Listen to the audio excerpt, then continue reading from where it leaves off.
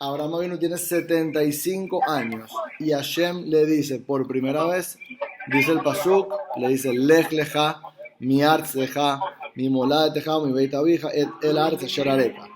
Vete de, vete para ti de tu tierra, del lugar donde naciste, de la casa de tu padre, a la tierra que yo te mostraré. Así dice el pasuk. En el sentido llano, en el sentido simple, se entiende, Abraham vivía en un lugar y Hashem le está diciendo, vete de ahí a la tierra prometida que es Eretz Israel. Ese es el pshat, ese es el sentido simple.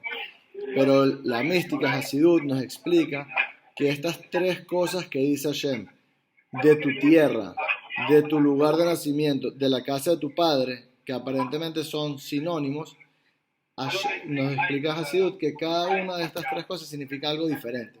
¿Y qué significa? Y esta enseñanza en verdad es algo espectacular del judaísmo. Voy a tratar de poder explicarla. Dice así, ¿qué significa vete de tu tierra? Tu tierra, la palabra tierra en hebreo es Eretz. Eretz viene de la palabra razón. Razón significa voluntad. ¿Ok? Es la misma raíz. Hashem está diciendo, vete de tu tierra o vete de tu voluntad, no razón, vete de tu voluntad, de tu lugar de nacimiento.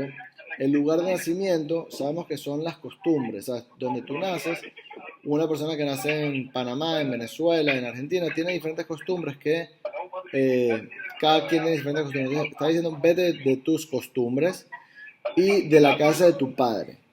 Padre en la mística se explica que es el intelecto. El intelecto es el padre de los sentimientos, porque sabemos que los sentimientos se generan a partir de lo que uno piensa. Si uno piensa o tiene la idea de algo, a partir de ello se le generan los sentimientos. Entonces, la casa de tu padre es tus pensamientos. Entonces, otra vez, ¿qué le está diciendo? Vete de tu voluntad, de tus costumbres y de tus pensamientos a la tierra que yo te mostraré. Esto es lo que le dijo Hashem a Abraham. Pero hay una pregunta muy fuerte. Acabamos de decir que Abraham, hasta los 75 años de edad, lo que hacía era tratar de que todo el resto del mundo crea en un solo Dios. Ese era todo su objetivo. Sabemos, cuenta el Midrash, que él tenía mucho dinero, tenía una carpa que podían entrar los visitantes por los 4 lados y los invitaba a comer, y cuando terminaba un banquete ellos le decían, bueno, muchas gracias, y él le decía, bueno, no me agradezcas a mí, agradecer al creador. No, yo no creo en el creador. Bueno, entonces me tienes que pagar la comida a mí. Y ahí como que entraban en el debate y los hacía creer en un único Dios. Entonces Abraham vino, ¿cuál era su voluntad? Su voluntad era que los demás crean. O sea, Hashem le dijo, vete de tu voluntad. ¿Cuál es su voluntad? Que los demás crean. Vete de tus costumbres. ¿Cuáles son las costumbres de Abraham vino? A ofrecerle a la gente comida, una casa para que crean en Hashem. ¿Y cuál es su pensamiento? Fue el primero que reconoció intelectualmente que hay un Dios. ¿Cómo Hashem puede ser que le esté diciendo que se vaya de su voluntad, de sus costumbres y de su pensamiento? ¿Se entiende la pregunta? Ok. Y en la respuesta está lo magnífico que es el judaísmo y la Torá. Hashem le está diciendo, en otras palabras, Abraham, te felicito por lo que has logrado hasta ahorita, tus 75 años, tratando de convencer a la gente que yo existo y que yo soy el único Dios. Te felicito, te lo agradezco, está buenísimo. Por eso te estoy hablando a ti ahorita, pero quiero que sepas algo. Todo lo que tú has hecho hasta aquí no tiene nada que ver con lo que yo te voy a mostrar. ¿Qué es lo que yo te voy a mostrar? La Torá, que es mi sabiduría y mi voluntad. Hashem me está diciendo, a pesar de que tu voluntad, tus costumbres y tu pensamientos son increíbles, son lo más excelso que puede llegar un humano a entender y a saber y a poseer, no se compara con lo que yo, Hashem, te voy a mostrar, que es la Torá y el judaísmo. Por eso le está diciendo, vete de todas esas cosas, inclusive que sean lo más increíble que hay, vete, porque lo que yo te voy a mostrar es algo divino, no es algo humano. Y este mensaje es para todos nosotros, porque todos nosotros muchas veces, por no decir la mayoría, queremos evaluar a Dios y a la Torah en nuestros términos, en términos humanos. Si me parece lógico, si me parece que tengo que hacer esto, si me parece que esto ya no es así, ya la época que vivimos ya no hay que hacer así. Hashem está diciendo, yo entiendo lo que tú dices, pero tú eres un humano, yo soy el creador. Esto viene, es algo mío, es mi voluntad y mi sabiduría. Todo lo, ojo, yo sí quiero que pienses, quiero que sientas, quiero que practiques, quiero que te involucres. Pero necesito que sepas, le dice Hashem a Abraham, que lo que yo te voy a mostrar, mi Torah, es algo divino. No es algo que está en tu capacidad, no es algo que porque tú lo entendiste va a ser algo grande, no. Esta es mi Torah, yo lo voy a poner en tus términos porque obviamente Hashem quiere que nosotros lo entendamos, por eso el énfasis es tan grande en estudiar Torah, porque Hashem sí quiere que entendamos, pero hay que saber algo. La Torah es algo divino y si a veces no entendemos, no captamos, no nos parece, también hay que ser lo suficientemente humildes para entender que si Hashem lo dijo, es por algo. Entonces, este es el mensaje introductorio. Es la primera vez que Hashem le habrá a Abraham, le podía haber dicho algo más bonito. Mira, Abraham, te voy a mostrar, te voy a enseñar, poco a poco vas a ir aprendiendo, pero no. El primer contacto face to face que le hace Hashem a Abraham es esto. Le da un parado o como una advertencia. Si tú quieres acercarte a mí, entender la Torah, captar, tienes que saber que esto es algo divino, no está en tus términos. Así que todo lo que tú has logrado, que es muy válido y te lo agradezco y te felicito, no lo tienes que dejar de lado o por lo menos saber que no está en el nivel de lo que yo te voy a mostrar, que es la Torah. Ese es un mensaje para nosotros, saber que a nosotros muchas veces nos pasa que estamos estudiando o escuchamos algún concepto del judaísmo y no nos parece o no lo entendemos, que saber que, bueno, a Abraham Avinu también le dijeron que deje de lado por un momento su intelecto para poder recibir lo que es la Torah y a raíz de eso es que uno se puede conectar con Hashem. Entonces, bueno, mensaje de cómo empezó el judaísmo que sería bueno poder aplicarlo en nuestras vidas, ¿no? Claro, está bueno, está muy interesante. Es muy interesante pensar que ese fue el primer dicho de Hashem a Abraham, ¿me entiendes? Volviendo al tema del inicio de cómo empezó el mensaje, tú dices que después del arca de Noah y eso, que empieza otra vez el mundo, todo se volvió otra vez idolatrismo y eso. Correcto. Pero como que lo que no entiendo es por qué si Dios hace el arca de Noah y desaparece el mundo y empieza un mundo nuevo, después de lo que hace todo vuelve tan mal y como que no se logra nada. Se puede decir que no se logró nada con el diluvio. Muy buena pregunta. La respuesta general es que Dios y la Torah no es lo mismo que los humanos. Y esto lo hemos hablado muchas veces en el tema del libre albedrío. Dios creó o puso la herramienta del libre albedrío porque si no el mundo y todo lo que hacemos no tuviera sentido ni validez. Si el humano, igual vuelve a cometer los errores una y otra vez, eso no es culpa de Dios. O sea, obviamente Dios tendrá su plan, Él sabrá si se puede meter o no, obviamente se mete en todo, Él es todo. No sé cómo Dios mismo mide la balanza, pero el tema es que hay libre albedrío. Dios creó a Adán Arishon, Adán el primer hombre, tenía solo un mandamiento, no comer del fruto. La semana pasada estudiamos cómo puede ser que comió del fruto si era algo muy fácil no comerlo. Y ya vimos, bueno, esto entre paréntesis, ya vimos que el mismo hecho que solo tenía un commandment, un mandamiento, eso mismo significa que era tan importante para él que su inclinación al mal era tan fuerte para llevarla hacia el otro lado y bueno, y comió. Y eso no es culpa de Dios. Dios dio el libre albedrío. Después se corrompieron las generaciones. Vino Noah por su propio mérito, si era alguien excelso, digamos, o un justo, él se salvó su familia, y si después se volvieron a corromper la gente, no es culpa de Dios, ¿entiendes?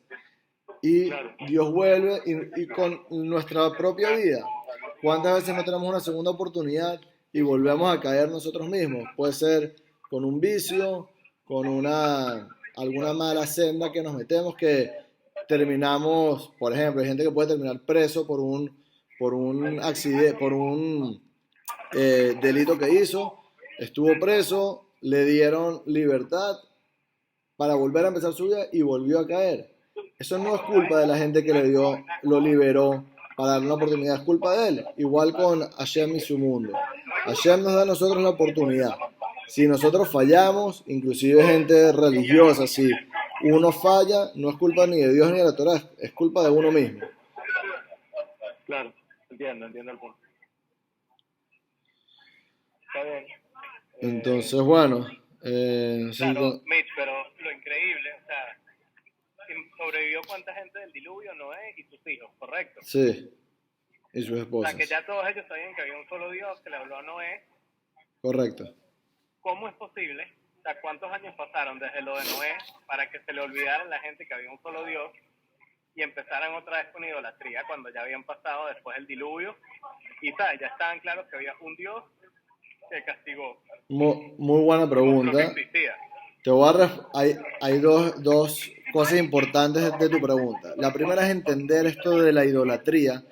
Para nosotros es tan obvio que las estatuas o el sol o las estrellas no tienen validez, que no podemos entender cómo antes podía la gente idolatrar a la luna. ¿Están de acuerdo conmigo? Es una tontería.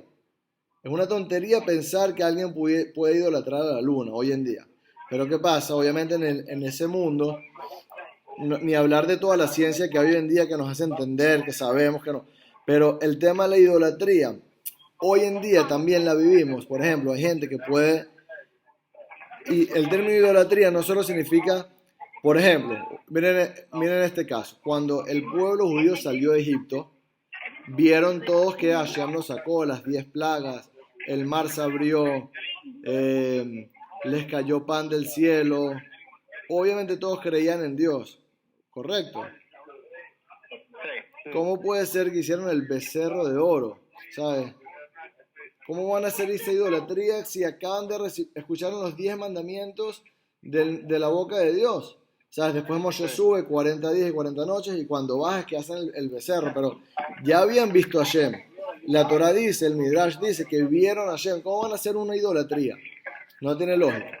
Entonces la respuesta, que esto es algo que no nos enseñaron a nosotros, es que ellos, cuando hicieron el becerro de oro, nunca sustituyeron a Hashem como creador por este becerro.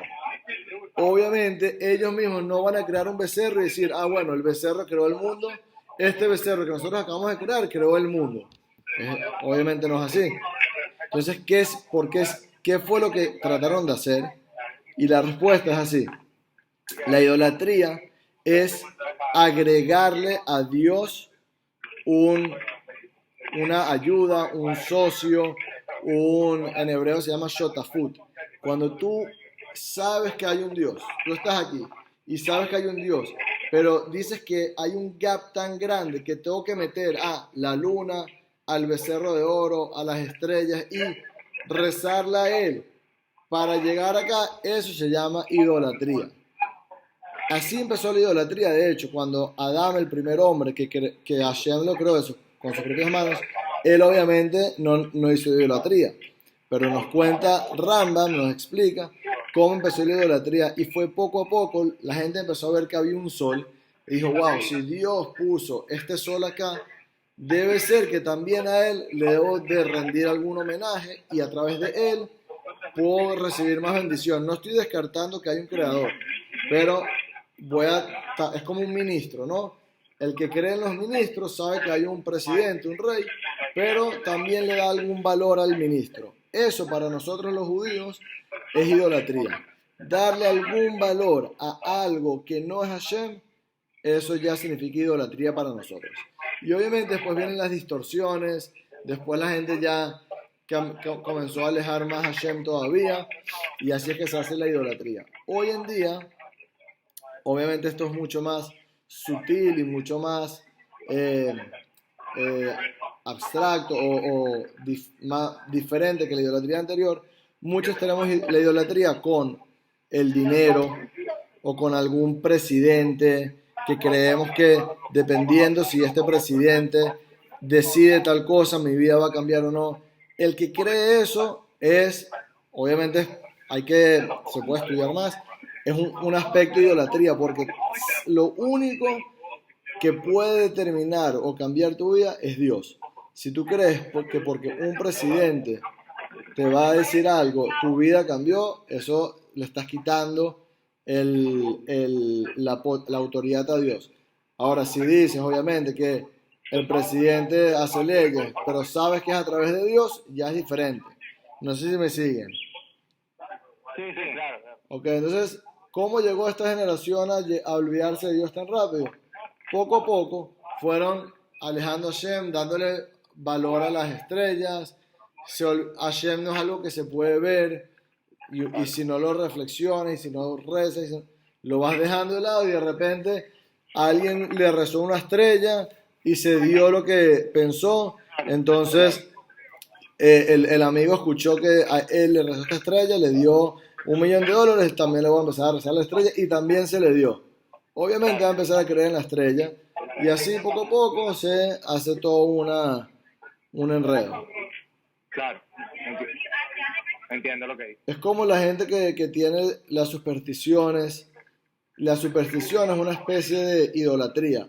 Si tú crees que si tú te pones la camisa azul va a ganar el Barça, que estás diciendo que la camisa azul está por encima de lo que Hashem decidió. Obviamente no. Igual, si tú crees que, no sé, el que cree que ver un gato negro le trae mala suerte, ¿qué crees? Que un gato negro va a cambiar lo que Hashem dijo. Obviamente nosotros no creemos en nada de eso. Eso en un nivel es una especie de idolatría. Sí, claro, entiendo el punto que tú dices. A la final son vainas que puedes creer que te ayudan, pero no es lo que al final te va a ayudar o no ayudar, no depende de eso. Sí, exactamente. Todo lo que uno le da algún valor algún valor de que va a cambiar o tener algún impacto en nuestras vidas, que no sea